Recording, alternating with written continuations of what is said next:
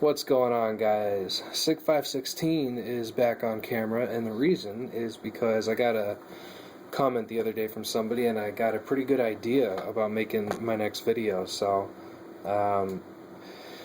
well, first off, I'm just going to reinforce that the Sig516 is the best 5.56 AR on the market.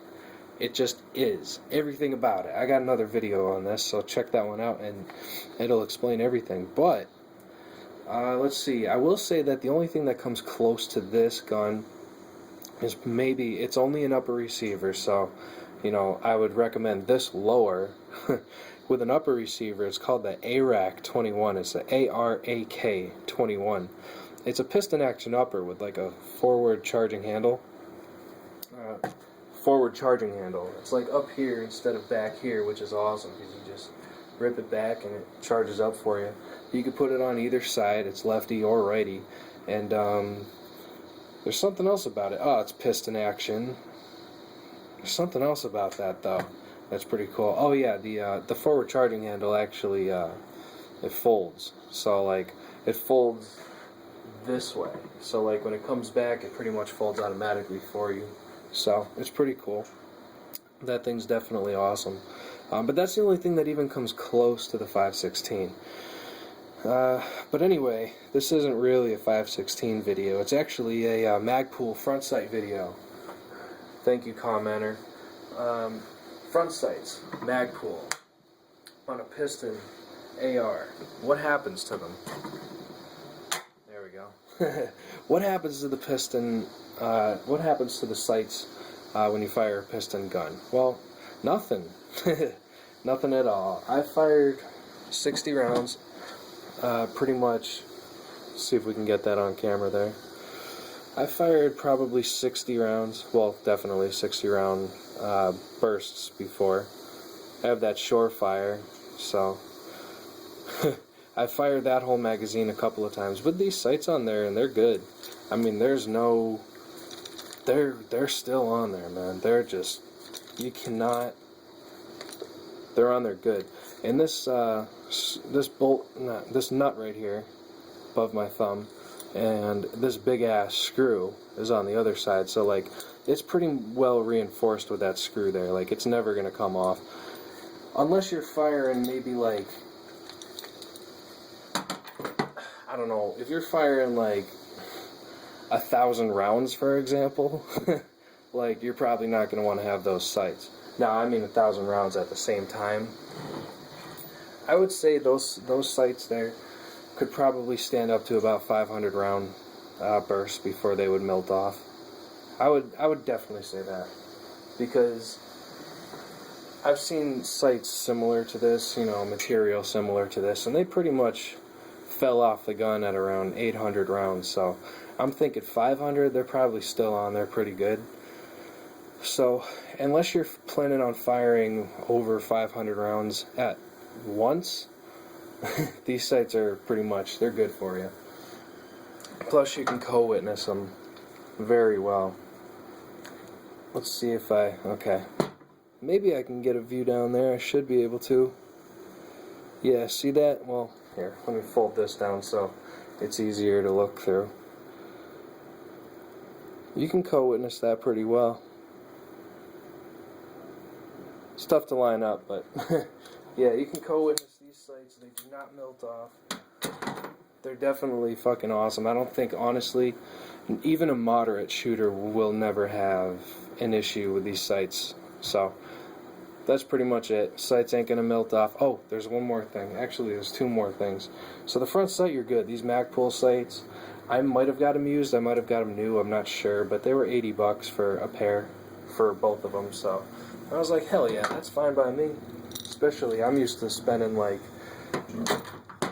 tons of fucking cash on sights, like 125 bucks. But what I did do with this here, I had a bad experience, man. I pretty much figured out why the hell they call it a bad lever. If you have a Sig516 and you have a bad lever on it, I feel bad for you. I really do, man. Yo, you can't put a bad lever on this fucking Sig516. Now, number one, like, you can bend it or whatever, but I don't really trust it. I had a bad lever on this. It was impeding my ambidextrous magazine release. I couldn't get to that. And then on top of that, I don't really like that there's something inside of my trigger guard. You know what I mean? Like, it's in there. I don't really like that. So I didn't really think about it until I played around with it a little bit, and I'm like, fuck that, dude. I don't want extra things in my trigger guard. But anyway, what I did was I actually stripped it when I was screwing it in, because I figured I'll never take this off, so I screwed it in real tight. Well, it's definitely stuck like that now.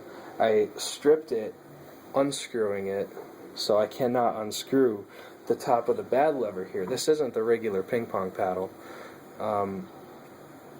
This here is actually, you know, part of the bad lever. So what I did is I cut it right there, so I still have the top. And it's pretty cool. It works out pretty well, because now I have like a big ass fat ping pong paddle there that, you know, is totally easy to operate under stress. You can lock your bolt back a lot better by just pulling that out. Like, it's really cool. So I hate the bad lever, but if you want to do like some sort of a cheapo, you know, upgrade on your ping pong paddle here, get a bad lever, screw it in real tight, get a Dremel, and cut the fucking thing off, and you got a pretty cool little extra thing there on your fucking gun. So I think that's all I had to say, except for the trigger. You might have noticed that. Actually, give me a second.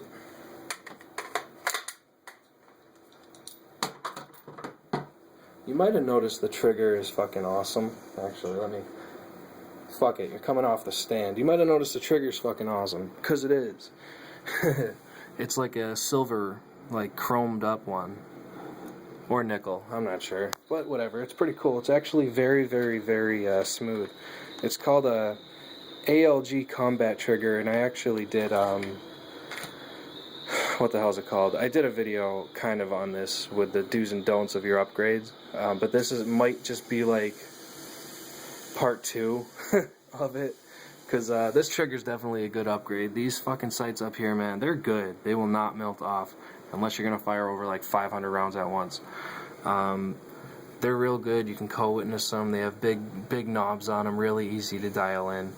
The front sight post is, I'm pretty sure it's steel or aluminum or something. I'm not sure.